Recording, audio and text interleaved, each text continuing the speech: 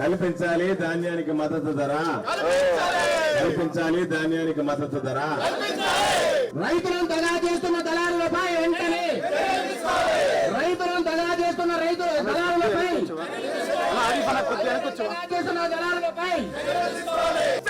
కల్పించాలి ధాన్యానికి మద్దతు ధర కల్పించాలి. జిందాబాద్ జిందాబాద్ వైఎస్ఆర్ కాంగ్రెస్ పార్టీ, జిందాబాద్ జిందాబాద్ వైఎస్ఆర్ కాంగ్రెస్ పార్టీ. జై జగన్, జై జగన్. ఇవ్వాలి ఇవ్వాలి పూల సంచులను రైతులకు వెంటనే. ఏపీ రాష్ట్ర రైతాంగానికి మద్దతు ధర, గిట్టుబాటు ధర కల్పించాలంటూ కూడా వైఎస్ఆర్సీపీ మాజీ వ్యవసాయ శాఖ మంత్రి కాకాని గోవర్ధన్ రెడ్డి ఆధ్వర్యంలో, అదేవిధంగా ఎమ్మెల్సీ చంద్రశేఖర్ రెడ్డి అధ్యక్షుడు పెద్ద ఎత్తున ఇక్కడ నెల్లూరు జిల్లా ఉండేటువంటి పౌర సంబంధాల శాఖ కార్యాలయం ముందు ఆందోళన నిరసన కార్యక్రమం చేపట్టడం జరిగింది.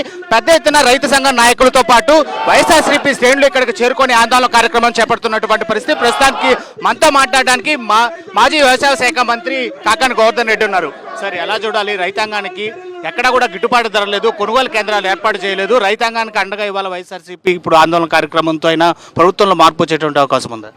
అంటే ప్రభుత్వం మొక్కుబడిగా ధాన్యం కొనుగోలు కేంద్రాలు తెరిచి రైతులకి తీవ్రమైనటువంటి నష్టం ఏర్పడుతున్నటువంటి సందర్భంలో ఈరోజు వైఎస్ఆర్ కాంగ్రెస్ పార్టీ శ్రేణులు మేమందరం శాసనమండలి సభ్యులుగా ఉన్నటువంటి పర్వతిరెడ్డి చంద్రశేఖర్ రెడ్డి, రూరల్ ఇన్ఛార్జి మాజీ కేంద్ర సహకార బ్యాంక్ అధ్యక్షులు విజయ్ కుమార్ రెడ్డి గారు, మా నాయకులు రైతులందరితో కలిసి జిల్లా సివిల్ సప్లైస్ కార్యాలయానికి రావడం జరిగింది. అయితే జిల్లా అధికారులు కానీ రాష్ట్ర స్థాయి అధికారులు కానీ ప్రభుత్వంలో ఎక్కడా కూడా రైతులకు మేలు చేయాలన్నటువంటి ఆలోచన చేయడం లేదు. అందుకనే ఈరోజు రైతులకు రోజు రోజుకి ధాన్యం ధరలు దిగజారిపోతున్నాయి. ఏప్రిల్ 1వ తేదీ నుంచి 15వ తేదీ లోపల మార్కెట్లోకి విరివిగా ధాన్యం వచ్చేటువంటి పరిస్థితులు ఉన్నాయి. ఇప్పటికే ప్రభుత్వం చేతులు ఎత్తేసింది. ఒక పక్క ధాన్యం ధరలు తగ్గుముఖం పడుతుంది, ఒక పక్క రవాణా సౌకర్యం కల్పించడం లేదు, ఒక పక్క గన్నీ బ్యాగ్స్ ఇవ్వడం లేదు. జగన్మోహన్ రెడ్డి గారు ముఖ్యమంత్రిగా ఉన్నటువంటి సమయంలో గన్నీ బ్యాగ్స్ కానీ, లేబర్ కానీ, ట్రాన్స్పోర్ట్ కానీ, ధాన్యానికి మద్దతు ధర కానీ ప్రతి రైతు భరోసా కేంద్రం ఒక ధాన్యం కొనుగోలు కేంద్రంగా మార్చి రైతులను ఆదుకున్నటువంటి పరిస్థితి ఉంది. కాబట్టి ఈ ప్రభుత్వం మాటలకు పరిమితమై రైతులకు తీరనటువంటి ద్రోహం చేస్తున్నటువంటి పరిస్థితుల్లో వైఎస్ఆర్ కాంగ్రెస్ పార్టీ ఈరోజు పోరాటం చేస్తున్నాం. దానిలో భాగంగా కొనసాగింపుగా ఈరోజు సివిల్ సప్లైస్ కార్యాలయాన్ని ముట్టడికి రావడం జరిగింది. భవిష్యత్తులో కూడా రైతులకి మద్దతు ధర కల్పించేంత వరకు వైఎస్ఆర్ కాంగ్రెస్ పార్టీ ఈ జిల్లాలో రైతుల పక్షాన నిలబడి పోరాటం చేస్తుంది. వైఎస్ జగన్మోహన్ రెడ్డి సీఎంగా, మీరు వ్యవసాయ శాఖ మంత్రిగా రైతే రాజుగా బతికినటువంటి రోజులన్నీ కూడా కనుమరుగైపోయినటువంటి పరిస్థితి. కనీసం ఇన్పుట్ సబ్సిడీ కావచ్చు, ఏ ఒక్కటి కూడా రైతాంగానికి అందనటువంటి పరిస్థితి. ఆందోళనతో కూడా ఇక్కడ ఏమైనా చేంజెస్ వచ్చేటువంటి అవకాశం? ఇన్పుట్ సబ్సిడీ చంద్రబాబు నాయుడికి రైతులంటే ఎప్పుడు నిర్లక్ష్యమే, వ్యవసాయం అంటే అశ్రద్ధే.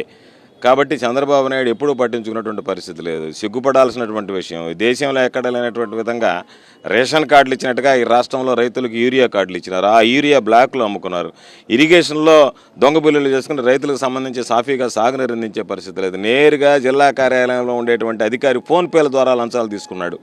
ఇటువంటి ఘన చరిత్ర ఏ రోజు జరగలేదు. కాబట్టి చంద్రబాబు నాయుడు నిర్లక్ష్యం, కూటమి ప్రభుత్వం రైతుల పట్ల ఉన్నటువంటి అశ్రద్ధ స్పష్టంగా కనిపిస్తుంది. కాబట్టి జగన్మోహన్ రెడ్డి గారు గతంలో పనిచేసినప్పుడు వ్యవసాయాన్ని గురించి, రైతుల గురించి ఆలోచన చేశాడు. రైతు భరోసా చెప్పిన దానికన్నా ఎక్కువ ఇచ్చాడు. చంద్రబాబు నాయుడు ఒక సంవత్సరం ఎగ్గొట్టి ఒక సంవత్సరం అరాకొర ఇచ్చాడు. కాబట్టి చంద్రబాబు నాయుడు ప్రాధాన్యతలో వ్యవసాయం కానీ, రైతులు కానీ ఎప్పుడు ఆ పాలనలో ఉండరు అనేటువంటిది ఈరోజు స్పష్టంగా కనిపిస్తుంది. మీరు చెప్పండి, వ్యవసాయంలో విప్లవాత్మకమైనటువంటి మార్పులు రాకపోగా అంటే సో అది రైతాంగంలో విప్లవాత్మకమైనటువంటి మార్పులు తీసుకురావడంలో ఈ ప్రభుత్వం పూర్తిగా ఫెయిల్ అయింది.